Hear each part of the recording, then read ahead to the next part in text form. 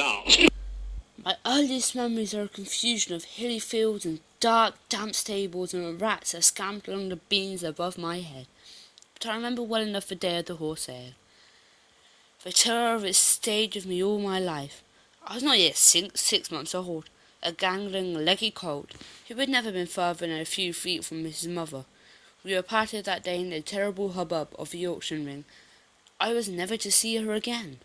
She was a fine working farm horse, getting on in years, but with all the strength and stamina of an Irish trot horse, quite evident in her fore and hind quarters. She was sold within minutes, and before I could follow her through the gates, she was whisked out of the ring and away. But somehow I was more difficult to dispose of. Perhaps it was the wild look in my eyes I circled the ring in a desperate search for my mother, or perhaps it was that none of the farmers and gypsies there were looking for a spiny-looking half-thoroughbred colt. But whatever the reason, they were a long time haggling over how little I was worth before I heard the hammer go down, and I was driven through the gates into a pen outside. Not bad for 3 guineas, is he? Are you my little firebrand? Not bad at all. The voice was harsh and thick with drink, and it belonged quite evidently to my owner. I shall not call him my master, for only one man was ever my master. My owner had a rope in his hand, and was clambering into the pen, followed by 3 or 4 of his red-faced friends. Each one carried a rope. They had taken off their hats and jackets and rolled up their sleeves.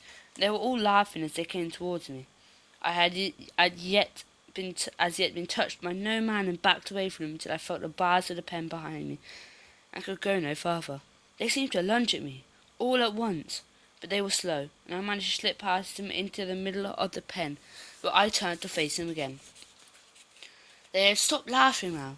I screamed for my mother and heard her reply echoing in the far distance. It was towards that cry that I bolted, half charging and half jumping the rails that I caught my off foreleg as I tried to clamber over, and was stranded there. I was grabbed roughly by the mane and tail and felt a rope tightened around my neck, before I was thrown to the ground and held there, with a man sitting. It seemed on every part of me. I struggled until I was weak, kicking out violently every time I felt them relax, but they were too many and too strong for me. I felt the halter slip over my mouth and tighten around my neck and face.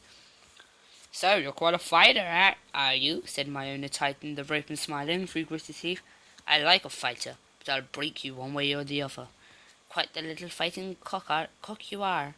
You'll be eaten out of my hand as quick as a twig." I was dragged along the lanes, tied on a short rope to the tailboard of a farm cart, so that every twist and turn wrenched at my neck. By the time we reached the farm lane and rumbled over the bridge into the stable yard that was to become my home, I was soaked with exhaustion, and the halter had rubbed my face raw. One consolation as I was hauled into the stables that first evening was the knowledge that I was not alone. The old horse that had been pulling the cart all the way back from the market was led into the stable next to mine. As she went in, she stopped to look over my door and nickered gently. I was about to venture away from the back of my stable when my new owner brought his crop down on her side with such a vicious blow that I recoiled once again and huddled into the corner against the wall. "Get in there, you old ratbag," he bellowed. "Proper nuisance you are, Zoe. I don't want you teaching this young un your old tricks." But in that short moment I caught a glimpse of kindness and sympathy from that old mare that cooled my panic and soothed my spirit.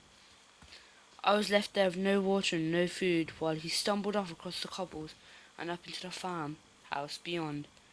There was a sound of slamming doors and raised voices before I heard footsteps running back across the yard, excited voices coming closer. 2 heads appeared at my door. One was that of a young boy who looked at me for a long time, considering me carefully, before his face broke into a beaming smile. "Mother," he said deliberately, "that would be a wonderful and brave horse. Look how he holds his head, and then look at him, Mother. He's wet through to the skin. I'll have to rub him down." "But your father said to leave him, Albert," said the boy's mother. Said it'll do him good to be left alone.